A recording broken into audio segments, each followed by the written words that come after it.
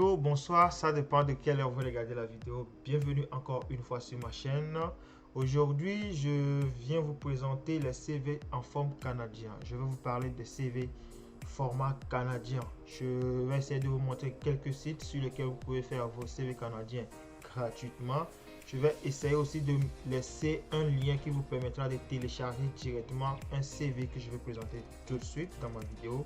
Vous pouvez la télécharger, le télécharger plutôt, le modifier à votre manière. Essayez juste d'être un peu créatif.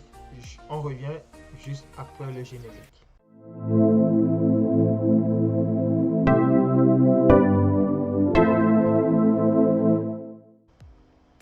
Alors, nous voilà de retour.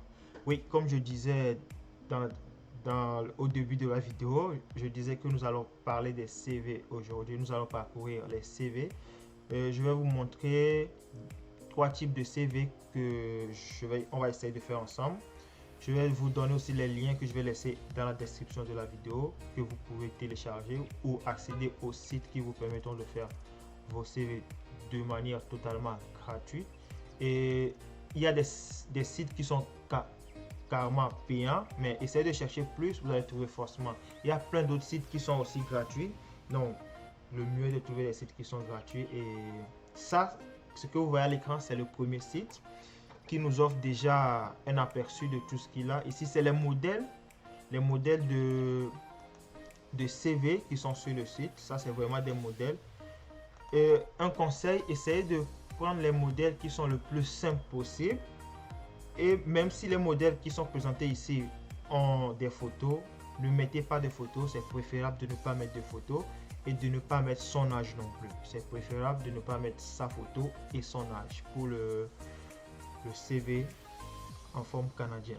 Bon, c'est pas grave si vous le mettez, mais moi je vous dirais de ne pas le mettre. Je vous dirais de ne pas le mettre. Donc, je choisis à tout hasard un format. Vous choisissez le format que vous voulez. Comme j'aime bien les choses simples, comme je disais, je vais choisir ce format. Et quand vous choisissez le modèle, ça vient comme ça. Vous allez voir que sur la deuxième page ici, il n'y a presque rien. Oui, il n'y a presque rien parce que je n'ai pas complété les informations. Ce site nous donne la possibilité de compléter les informations. À chaque fois que nous complétons les informations, nous verrons le CV se faire automatiquement sur la deuxième page. Ici, j'avais juste mis un truc banal. Je vais mettre par exemple comme prénom, je mets Corsi. Comme nom, je mets Martin. Comme adresse mail, je mets martin@gmail.com. Comme titre de profil, ici, comme titre de profil, je mets CV, juste comme ça. Moi, je vais juste mettre CV en attendant. Le numéro de téléphone, vous mettez votre numéro de téléphone, tac, tac, tac. Adresse, votre adresse, Lomé, Togo. Vous mettez quand même votre adresse, vous mettez Aguezongo, vous mettez Djidjolé, vous mettez Adetikope, Hébert. Vous mettez carrément votre adresse, si possible, même si vous voulez dire, vous pouvez dire Adetikope, pas loin de tel ou tel. Une référence si c'est possible, vous mettez une référence aussi. Sinon, vous mettez Lomé, Togo, Adetikope, un truc quand même comme adresse. Vous mettez votre code postal, votre ville. Vous allez remarquer que chaque fois que je publie, plutôt que je complète l'information ici, ça se complète automatiquement ici. Donc, si vous avez des choses à ajouter, par exemple, votre date de naissance, je dis de ne pas le mettre, lieu de naissance. Permis de conduite, oui, vous pouvez l'ajouter. Vous cliquez sur ce que vous voulez ajouter à votre CV, permis de conduite, oui. Vous pouvez écrire que vous avez un permis de conduire.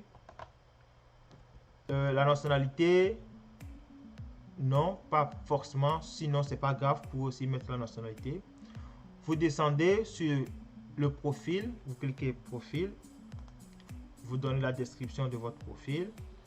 Formation, vos formations, si vous avez eu un bac, une licence, un master, un CAP, quelque chose comme ça, vous mettez que vous avez eu un CAP. CAP électricité, vous le mettez comme ça. Vous descendez, vous mettez le nom de l'établissement qui vous a permis d'avoir votre CAP, la ville où l'établissement se trouve. Vous mettez la ville ici. Le mois où vous l'avez eu, l'année où vous l'avez eu, la date de fin, quelle année, l'année de fin aussi. Vous mettez la description. La description ici, c'est... comment vous expliquer ça? La description, c'est... Qu'est-ce que vous avez fait durant votre formation? C'est quoi vous avez parcouru? Je vais prendre un CV de type et nous allons quand même le refaire ensemble. Vous prenez aussi l'expérience professionnelle. L'expérience professionnelle dont j'ai parlé, qu'elle est vraiment important. Vous mettez le poste que vous avez eu à occuper. Responsable. Responsable logistique. Vous mettez l'employeur, dans quelle boîte vous l'avez fait, OPM, le nom de, je parle de l'entreprise, la ville où se trouve l'entreprise, vous le mettez. Vous complétez toutes les informations. Vous complétez tout, votre compétence, la langue, centre d'intérêt, vous complétez tout et vous allez voir qu'au fur et à mesure que vous complétez, le CV va juste se dresser ici. À la fin, vous n'aurez juste qu'à le télécharger. Des fois, le téléchargement se fait automatiquement. Des fois, ils vont vous demander juste de créer un compte avec votre page Facebook ou avec votre mail.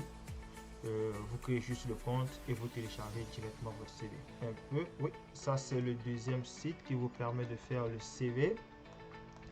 Vous essayez de compléter également avec les informations. À chaque fois que vous complétez, vous allez voir que votre CV va juste se dresser ici. Vous complétez votre prénom ici, vous complétez votre nom, l'adresse, la ville, l'adresse mail, votre numéro de téléphone. Vous complétez. Ici, vous pouvez avoir un aperçu. Quand vous appuyez sur aperçu, chaque fois que vous complétez les informations, vous verrez juste que ça se remplit ici. Vous verrez juste que vous êtes en train de compléter directement votre CV là. Donc, ce site aussi est gratuit. Je vais laisser le lien dans la description, mais je vais quand même prendre un CV. Oui, nous voilà aussi avec un CV déjà que je vais essayer de vous mettre aussi dans la description pour que vous puissiez directement le télécharger et juste le modifier. Ça, c'est le nom et prénom ici en tête de page. Mettez d'abord le prénom et le nom ensuite.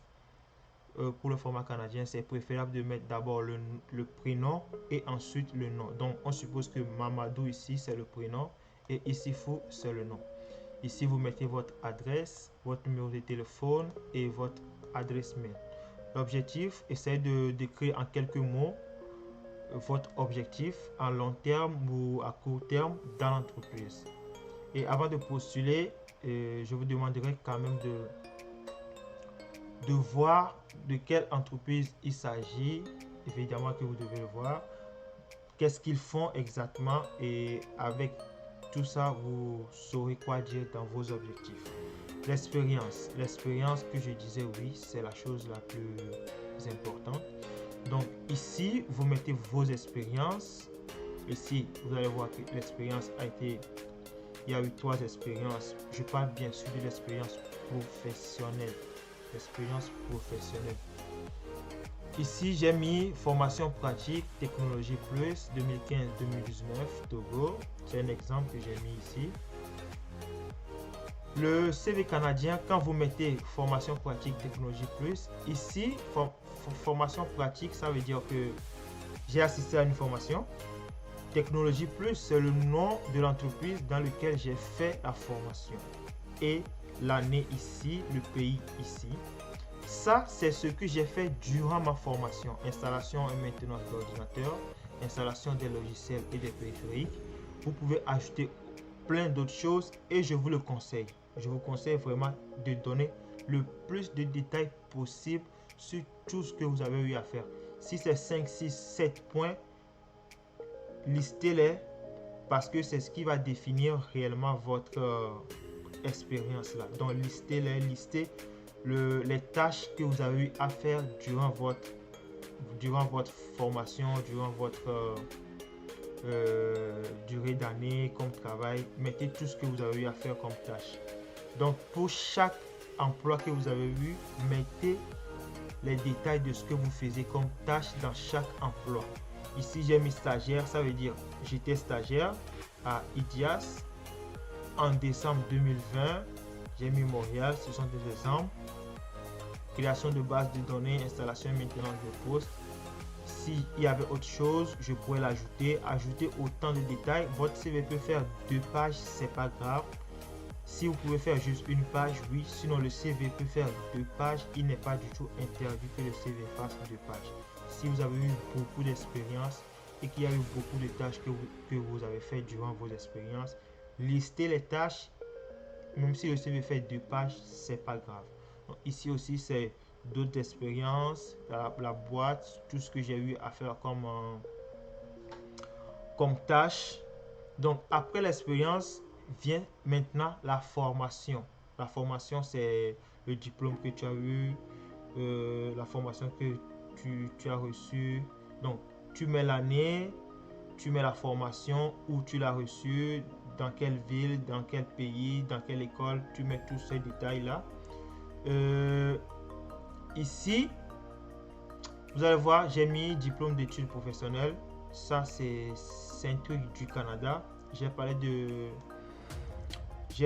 de l'évaluation des diplômes. Si vous faites votre évaluation des diplômes,